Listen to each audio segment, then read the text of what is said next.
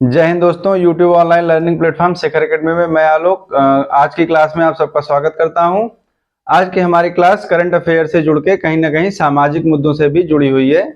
तो आज की क्लास का जो मेन टॉपिक है वो है डॉक्टर भीमराव अंबेडकर की जयंती। ठीक, उनका क्या है, बर्थडे है, तो उसके बारे में देखते हैं।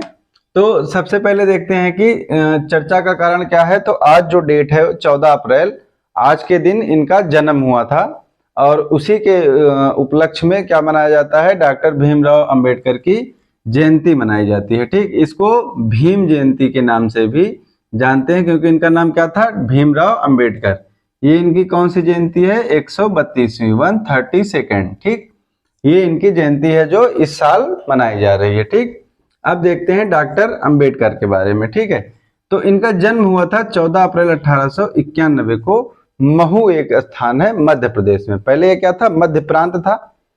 जब ब्रिटिश हुकूमत थी उसके बाद इसका नाम क्या हो गया, मध्य प्रदेश हो गया। तब पूर्व के जो मध्य प्रांत था वहां के महू स्थान पे इनका जो है वो जन्म हुआ था। ठीक, तो इनका जन्म जो है वो महार जाति में हुआ था। ये इसको पुराने समय में एक अछूत के रूप में देखा जाता था इस जाति को। तो वहां से इसमें जन्म होने के कारण महार जाति में इनको क्या हुआ, बहुत सामाजिक भेदभाव का सामना करना पड़ा था। ठीक है, इनको जैसे वहां पे क्या थे, स्कूलों में जो है इनको एडमिशन भी नहीं मिला था। ठीक है, ये सार्वजनिक रूप से पानी नहीं पी सकते थे जहां पे सब पानी पीते थे। तो इस प्रकार का भेदभाव इनको देखने को मिला। ये स्कूल के बाहर मतलब जो क्लास चलती थी तो क्लास के बाहर खड़े होके पढ़ते थे, खिड़की से देख के जो लिखा जाता था बोर्ड पे, श्यामपट पे, तो ये खिड़की से देख के उसको पढ़ते थे और वहीं बाहर से ही पढ़ाई करते थे। ठीक, तो इस तरह का भेदभाव का सामना इनको करना पड़ा। ठीक है, ये एक समाज सुधारक थे, विधिवेत्ता थे, कानून के अच्छे जानकार थे, अर्थशास्त्री भी थे और लेखक थे, और इसके साथ साथ ये बहुत सारी चीजों में निपुण थे। ठीक है, और जब भारत आजाद हुआ तो पंडित नेहरू जो थे भारत के पहले प्रधानमंत्री बने। ठीक, तो उनके कहने पर ये जो है स्वीकार किया था भारत का पहला कानून मंत्री बनने का। ठीक है, तो ये स्वतंत्र भारत के पहले कानून मंत्री थे। ठीक, दूसरी चीज, ये इनको संविधान का निर्माता बोला जाता है। ठीक है, संविधान में जो प्रारूप समिति थी, प्रारूप समिति का मतलब ड्राफ्ट कमेटी। ठीक है, तो पूरे संविधान का जो ड्राफ्ट तैयार किया गया था कि कहाँ पे कौन सी अनुच्छेद, कौन से भाग में क्या चीज रखी जाएगी, उसके अध्यक्ष कौन थे, डॉक्टर भीमराव अंबेडकर थे। इसीलिए इनको संविधान का पितामह या फिर संविधान का पिता भी बोला जाता है। ठीक, और इनके साथ जब ये जन्म हुआ इनका, तो जिस कुल में हुआ था तो वो अछूत का माना जाता था। तो इनके साथ सामाजिक भेदभाव जो हुआ वो बहुत ज्यादा हुआ। तो उसके लिए इन्होंने क्या किया, पढ़ लिख कर इन्होंने जो समाज में दलित वर्ग और पिछड़े वर्ग थे उनके लिए संघर्ष किया, उनके लिए लड़ाई लड़ी, उनको समाज की मुख्य धारा में लाने के लिए। ठीक, अब देखते हैं इनकी शैक्षिक योग्यता के बारे में। ठीक है, तो शैक्षिक योग्यता में ये 64 विषयों में मास्टर थे। ठीक है, और इनको 9 भाषाओं का ज्ञान था और इनके पास 32 डिग्रियां थी। ठीक है, अलग अलग प्रकार की 32 डिग्रियां इनके पास थी। ठीक, और इनको भाषाओं का ज्ञान था, जो 9 भाषाओं का ज्ञान था। ठीक है, 1916 में क्या हुआ, कोलंबिया विश्वविद्यालय से, ठीक है, इनको डॉक्टरेट मतलब डॉक्टर की उपाधि जो है वो दी गई। ठीक, तो डॉक्टर की उपाधि इनको मिली और डॉक्टरेट की उपाधि पाने वाले ये प्रथम भारतीय थे कोलंबिया विश्वविद्यालय से। ठीक, फिर London school of economics, London school of economics से इनको डॉक्टर ऑफ साइंस की उपाधि प्रदान की गई। ठीक, और ये उपाधि प्राप्त करने वाले ये दुनिया के, भारत के पहले और इकलौते व्यक्ति थे। ठीक है, मतलब पूरे विश्व के ये पहले और एकमात्र व्यक्ति थे। ठीक है ना, इसके पहले किसी को ये नहीं दी गई थी डिग्री। ठीक, फिर अब देखते हैं कि भारत के निर्माण में, ठीक, भारत के निर्माण में इनका क्या क्या योगदान था।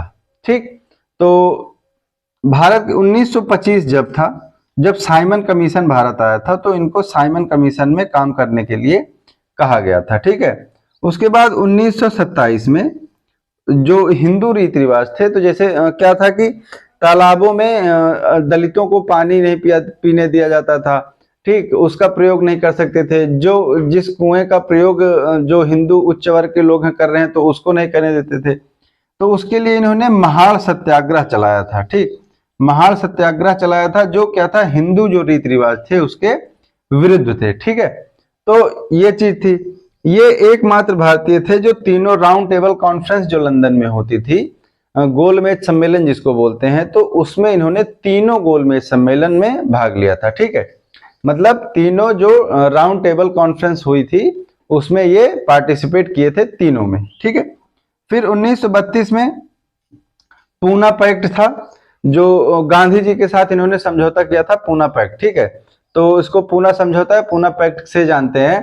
तो इसमें क्या था, ये क्या कह रहे थे, जब गठन हो रहा था निर्वाचन मंडल का, तो ये दलितों और पिछड़ों के लिए एक अलग से निर्वाचन मंडल की मांग पर अड़े हुए थे। ठीक, तो वहां पे गांधी जी और उनके बीच में मतभेद हो जाता है। तो वहां पे उसके बाद फिर जब पूना पैक्ट होता है तो ये अपने जो पिछड़े वर्ग के लिए अलग निर्वाचन मंडल की मांग कर रहे थे, उससे फिर मान जाते हैं वहां पे। तो वही समझौता था गांधी जी और अंबेडकर जी के बीच में। ठीक है, उसके बाद क्या था, ये संविधान के प्रारूप समिति ड्राफ्ट कमेटी के अध्यक्ष थे। ठीक, और उसमें बाकी जो 6 मेंबर और थे। ठीक है, तो ये प्रारूप समिति के अध्यक्ष थे। ठीक है, और इसीलिए इनको संविधान का निर्माता या फिर संविधान का पिता, जो भी आप कह सकते हैं, बोला जाता है। ठीक, उसके बाद 1920 में इन्होंने एक समाचार पत्र निकाला था जिसका नाम था मूक नायक। ठीक, इसमें क्या था, इसमें ये दलितों के लिए लड़ाई लड़ते थे, उनके मुद्दों को उठाते थे, ठीक, समाज में लाते थे। ठीक है, फिर उसके बाद जो आज हम वोट देने जाते हैं, जो अपने मत का प्रयोग करते हैं, सार्वभौमिक वयस्क मताधिकार। ठीक, तो उसके पक्षकार कौन थे संविधान में, उसके पक्षकार थे डॉक्टर अंबेडकर। वहां से सार्वभौमिक मताधिकार जो है वो आया, और महिलाओं को वोट देने का हक जो है उसको दिलाने में इनका प्रमुख योगदान था। ठीक, उसके बाद ऑफिस में जो काम होता है, तो वर्किंग आवर जो है उसको दिन में 8 घंटे किया गया इन्हीं के सलाह पे। तो मतलब हफ्ते में कितना, तो 48 घंटे का वर्किंग आवर रखा गया इनके कहने पर, और एक दिन की साप्ताहिक छुट्टी जो भारत में हुई वो इन्हीं के सलाह पर हुई। ठीक, उसके बाद नौकरी में मातृत्व लाभ का अवकाश, ठीक है, ओवर टाइम पाने का, और सशुल्क छुट्टी पाने का। मतलब आप जो महीने में 1, 2, 3 दिन, 4 दिन की अगर आपकी छुट्टी है जो गवर्नमेंट देती है आपको, तो अगर वो छुट्टी आप ले रहे हैं तो उसका आपको वेतन मिलेगा। ठीक है, वो है क्या, सशुल्क अवकाश। ठीक है, तो इन सब चीजों के ये पक्षकार थे। ठीक है, इन्होंने 3 पत्रिका भी निकाली थी, जिसको 1927 में निकाला था बहिष्कृत भारत, 1929 में इन्होंने निकाला था समता, और 1930 में निकाला था जनता। ये 3 इनकी पत्रिकाएं हैं। ठीक है, और इनकी बुक है गांधी और कार्ल मार्क्स। ठीक, तो ये सब चीजें थी डॉक्टर अंबेडकर के बारे में। वीडियो अच्छी लगी हो तो चैनल को सब्सक्राइब कीजिए, लाइक, कमेंट, शेयर कीजिए। धन्यवाद, जय हिंद।